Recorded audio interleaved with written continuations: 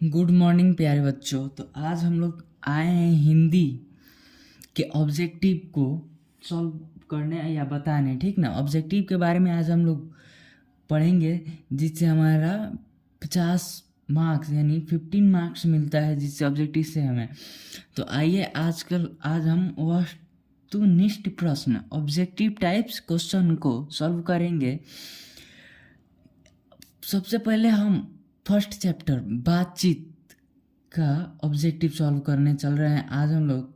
तो आइए तो हम पढ़ते हैं। यहाँ पे बातचीत यानी बातचीत का क्या मतलब है। जब हम बातचीत का पहले समझिए बातचीत क्या है। बात माने जब बातचीत एक दूसरे के बीच जो हम लोग वार्तालाप करते हैं उसे ही हम लोग बातचीत कहते हैं आम भाषा में। बात बातचीत शीर्षक निबंध के अनुसार जो कुछ मवाद या धुआं जमा रहता है वह भाप बनकर निकल पड़ता है। कैसे? बातचीत शीर्षक निबंध के अनुसार यानी इस कविता का क्या नाम है? बातचीत शीर्षक, बातचीत कविता निबंध या निबंध भी है, इसको भी याद रखिएगा। बातचीत शीर्षक निबंध के अनुसार जो कुछ मवाद, जो कुछ मैल, गुस्सा, क्रोध या धुआं, मैल, क्रोध जितना होता है, ईर्ष्या जमा रहता है, जितना भी दुश्मनी जमा रहता है वह भाप बनकर निकल पड़ता है। कैसे एक दूसरे के प्रति क्रोध कम होता है। इसमें ऑप्शन ए में बहस करिएगा तो उससे भी तो नहीं होगा, बहस करने से और आगे बढ़ेगा। झगड़ा करने से विवाद और बढ़ेगा और बात बढ़ेगा, इससे भी नहीं होगा। बातचीत के जरिए हम लोग किसी से हम लोग बात करेंगे, उससे वार्तालाप करेंगे, तब हमारे किसी समस्या का हल हो सकता है। हंसने से भी कुछ नहीं होगा। ठीक है, यानी बातचीत के जरिए होगा। हमारा आंसर क्या हो जाएगा? C number. बातचीत के जरिए हम लोग अपने विवाद मतलब जो मैल गुस्सा वुस्सा होता है उस सबको जरिया हम लोग मन हल्का हो जाता है बातचीत करने से। ठीक है, आइए 2 नंबर क्वेश्चन देखिए। जैसे काम वैसा परिणाम किस लेखक द्वारा रचित प्रश्न है। जैसा काम वैसा परिणाम किस लेखक द्वारा। तो यह कविता कौन सा बातचीत कविता है? इस कविता के लेखक हैं बालकृष्ण भट्ट। तो इसमें बालकृष्ण भट्ट यहाँ पे रामधारी सिंह दिनकर का भी नहीं लिखा हुआ है, जयप्रकाश नारायण का भी नहीं लिखा, मोहन सिंह राकेश का भी नहीं लिखा हुआ है। तो यह कविता के लेखक कौन है? बालकृष्ण भट्ट। जैसा काम वैसा परिणाम किस लेखक द्वारा रचित है? ये भी बालकृष्ण भट्ट द्वारा रचित है। जैसे काम वैसा परिणाम किनका लेखक है? बालकृष्ण भट्ट का। आइए अब 3 नंबर क्वेश्चन में चलते हैं। बालकृष्ण भट्ट के पिता का क्या नाम था? यानी बालकृष्ण भट्ट जो इस कविता के लेखक हैं, इस निबंध के लेखक हैं, उनके पिता का क्या नाम था? देनी प्रसाद भट्ट नहीं, टेनी प्रसाद भट्ट नहीं, ये भी नहीं, सेनी प्रसाद भट्ट नहीं, हाँ बेनी प्रसाद भट्ट। उनके पिता का नाम क्या था? बेनी प्रसाद भट्ट। बालकृष्ण भट्ट के पिता का क्या नाम था? बेनी प्रसाद भट्ट। ठीक है, आगे चलिए। दमयंती स्वयंवर किस लेखक की रचना है? यानी दमयंती स्वयंवर कौन से लेखक इसको लिखे हैं? चंद्रधर शर्मा गुलेरी नहीं, ये भी नहीं होगा। मलयज ये भी नहीं होंगे। भगत सिंह ये भी नहीं होंगे। हाँ, बालकृष्ण भट्ट, बाल के यानी सी नंबर ऑप्शन हमारा सही हुआ। दमयंती स्वयंवर किस लेखक का लेखन है? बालकृष्ण भट्ट का है। तो हमारा राइट आंसर सी हो जाएगा। बालकृष्ण भट्ट की रचना बातचीत क्या है? एकांकी है, कहानी है, यात्रा स्मरण है, ललित निबंध। हाँ, यहाँ पे हम आप लोगों को बताएं तो बातचीत शीर्षक निबंध, यह निबंध है। तो कौन सा निबंध है? ललित निबंध है। कौन सा निबंध है? ललित निबंध है। बालकृष्ण भट्ट की रचना बातचीत क्या है? बालकृष्ण जो ये निबंध है वो क्या है? ललित निबंध है। ठीक है, तो आंसर हमारा हो जाएगा डी। आइए 6 नंबर क्वेश्चन। बालकृष्ण भट्ट किस युग के निबंधकार थे? जो बालकृष्ण भट्ट इस कविता के लेखक, इस निबंध के लेखक हैं, वो किस युग के थे? प्रसाद युग के, भद्रेंदु, हाँ भद्रेंदु युग के थे वो। कौन से युग के थे? भद्रेंदु। तो हमारा राइट आंसर हो जाएगा बी, 7 नंबर आइए।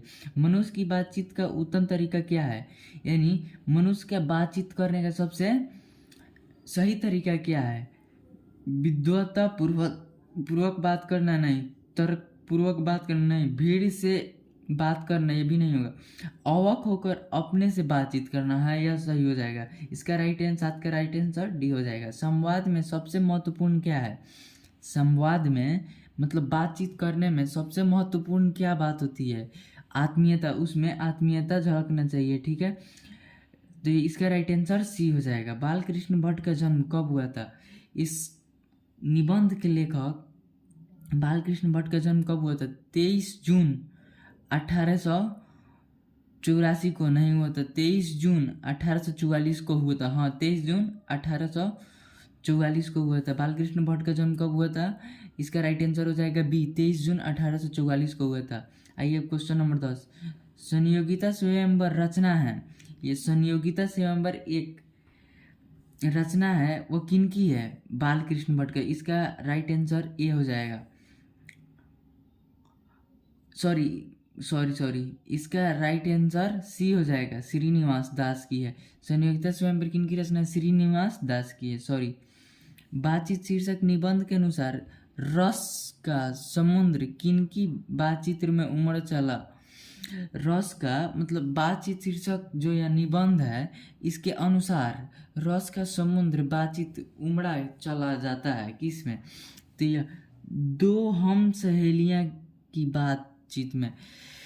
जब दो सहेली या दो औरत या दो स्त्री एक साथ बैठती है तो उनमें ना जानते हुए भी ना पहचानते हुए भी एक दूसरे से परिचय और बातचीत करना चालू कर देते हैं। तो इसका राइट आंसर हो जाएगा ए, दो हम सहेलियों की बातचीत करने में। वाद विवाद संवाद क्या है? वाद विवाद संवाद क्या है?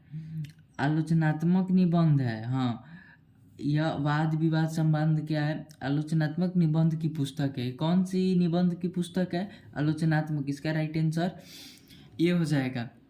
आइए अब यहाँ पे, बालकृष्ण भट्ट ने कौन सा मासिक पत्रिका का मतलब कौन सा मासिक पत्रिका निकाले थे? प्रताप, कर्मवीर नहीं, हिंदी प्रताप मासिक पत्रिका निकाले थे। इसका राइट आंसर सी हो जाएगा। बातचीत किस विधा की रचना है? यानी बातचीत जो निबंध है मतलब निबंध के है, जैसे आलोचना नहीं होगा, गीत नहीं होगा, शोध नहीं होगा, निबंध का हो जाएगा, ठीक है। इसका राइट आंसर डी होगा। रॉबिन्स क्रूसो ने 16 वर्ष के उपरांत किसके मुख से एक बात सुनी? फैराडे के। और किसके मुख से एक बात सुने? फैराडे के। इसका राइट आंसर ये हो जाएगा। आइए 16 नंबर क्वेश्चन। बातचीत शीर्षक निबंध के निबंधकार हैं। बातचीत जो शीर्षक है निबंध के निबंधकार कौन है? जयप्रकाश नारायण नहीं होगा, मोहन राकेश नहीं होगा, नामावर सिंह ये भी नहीं होगा, बालकृष्ण। इसका राइट आंसर डी हो जाएगा। 16 का राइट आंसर डी हो जाएगा। बातचीत के माध्यम से बालकृष्ण भट्ट क्या बतलाना चाहते हैं? बातचीत के माध्यम से बालकृष्ण भट्ट क्या बतलाना चाहते हैं? बातचीत की शैली, भाषण की शैली, संवाद की शैली नहीं, बातचीत के माध्यम से बालकृष्ण भट्ट बातचीत की शैली ही बताना चाहते हैं। इसका राइट आंसर ए हो जाएगा। भट्ट जी को किसने अंग्रेजी साहित्य एकेडमी भट्ट जी को किसने अंग्रेजी साहित्य के एडिशन और स्टील की श्रेणी में रखा? हजारी प्रसाद द्विवेदी, डॉक्टर नागेंद्र, रामचंद्र शुक्ला। इसका राइट आंसर 18 का राइट आंसर सी हो जाएगा। भट्ट जी को किसने मतलब भट्ट जी को रामचंद्र शुक्ला ने एडिशन और स्टील की श्रेणी में रखा था। बालकृष्ण भट्ट का निवास स्थान कहाँ है? लखनऊ उत्तर प्रदेश नहीं, इलाहाबाद उत्तर प्रदेश। हाँ, इसका राइट आंसर बी हो जाएगा, इलाहाबाद उत्तर प्रदेश। बालकृष्ण भट्ट ने किस पत्रिका का संपादन किया? आवर्त पत्रिका का नहीं होगा, हुंकार का नहीं होगा, हाँ हिंदी प्रदीप्त होगा। इसका राइट आंसर सी हो जाएगा। बालकृष्ण भट्ट ने हिंदी प्रदीप नामक मासिक पत्रिका का निकालना कब प्रारंभ किया? 1877 में, 1800 1888 में, 1890 में, 1894 में? नहीं, इसका आंसर हो जाएगा ए। इसका राइट आंसर ए हो जाएगा 1877 में। बालकृष्ण भट्ट के पिता पेशे से क्या थे? चिकित्सा, व्यापारी, शिक्षक, समाज सेवी? इसका राइट आंसर बी हो जाएगा, व्यापारी थे वो। बालकृष्ण भट्ट के पिताजी क्या थे? व्यापारी थे। आइए 23 नंबर क्वेश्चन। कौन सा उपन्यास बालकृष्ण भट्ट द्वारा रचित है?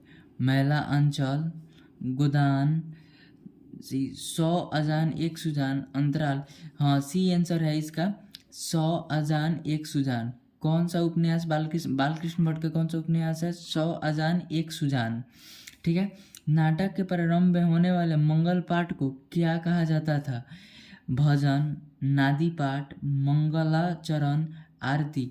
नहीं, इसका नादी पाठ कहा जाता था। इसका राइट आंसर 24 का राइट आंसर बी हो जाएगा। ठीक है। रॉबिन्सन क्रूसो को कब तक मनुष्य का मुख देखने को नहीं मिला? 10 वर्ष की उम्र में, 12 वर्ष की उम्र में, 18 वर्ष की उम्र में, 16? इसका राइट आंसर सी हो जाएगा, 16 वर्ष की उम्र में। बोलने से ही मनुष्य के रूप का साक्षात्कार होता है, यह किसने कहा? Edison, when Johnson, Spencer, Milton? नहीं, बोलने से ही मनुष्य के रूप का साक्षात्कार होता है, यह बेन जॉनसन ने कहा था। यह किसने कहा था? Ben Jonson. 26 का राइट आंसर बी हो जाएगा। असल बातचीत सिर्फ 2 व्यक्तियों में ही हो सकती है, यह किसने कहा था? एडिसन ने। असल बातचीत 2 व्यक्तियों में हो सकता है, यह किसने कहा था? एडिसन ने कहा था। यह कहा हुआ किसका कहा हुआ है? एडिसन का। ठीक है। यानी कोई भी 2 व्यक्तियों में बातचीत, यह किसने कहा था? एडिसन ने कहा था। 2 व्यक्ति। एडिसन के अनुसार असल बातचीत कितने लोगों के बीच हो सकती है? असल बातचीत एडिसन ने बताया था 2 लोगों के बीच ही हो सकती है। इसका राइट आंसर ए हो जाएगा। बातचीत से मन किस प्रकार का हो जाता है? क्रोधपूर्ण, भारी और बोझिली, हल्का और स्वच्छ? किसी से जब आप बहुत गुस्सा होइएगा, बहुत उससे ईर्ष्या होगी, और जब उससे आप बातचीत कर लीजिएगा, बात कीजिएगा, तो आपका किसी से भी मन हल्का हो जाएगा। ठीक है। इसका राइट आंसर सी होगा। ये हमारे दैनिक जीवन का कार्य है। किसके ना होने से सृष्टि गूंगी प्रतीत होती है? श्रवण शक्ति की वाक्य शक्ति?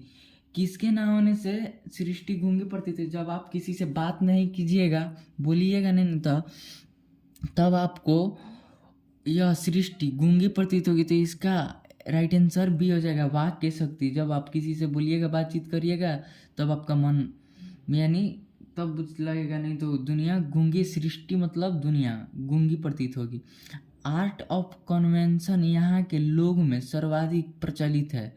अफ्रीका के, भारत के, यूरोप के लोगों में सर्वाधिक प्रचलित है। आर्ट ऑफ कन्वेंशन कहाँ के लोगों में प्रचलित है? यूरोप के। बालकृष्ण किस काल के रचनाकार थे? बालकृष्ण आदिकाल के नहीं, भक्ति काल के नहीं, रीति काल। बालकृष्ण भट्ट आधुनिक काल के रचनाकार थे। बालकृष्ण भट्ट आधुनिक काल के रचनाकार थे। ठीक है। तो आज का ऑब्जेक्टिव चैप्टर 1 बातचीत का हम लोगों ने कंप्लीट कर लिया है। ठीक है। अब इसका सब्जेक्टिव भी हम लोग अगले सेशन में कंप्लीट करेंगे। ठीक है। चलिए, थैंक यू। आप सभी लोग याद कीजिएगा। ठीक है।